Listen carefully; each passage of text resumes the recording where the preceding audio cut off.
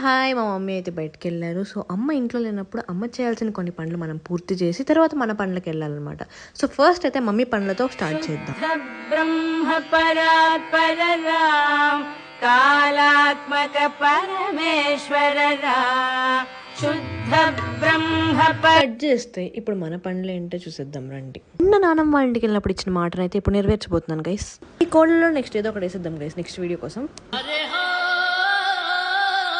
అలా చిన్న పుంజునైతే తీసుకున్న పక్క ఇంట్లో నుంచి, అంటే చిన్నవే ఉన్నాయి గైస్ అన్ని. అన్నయ్య ఈ నా కొడుకుని నమ్మద్దండి, అమ్మ వదిలమ్మ ఈ నా కొడుకుని నమ్మద్దండి.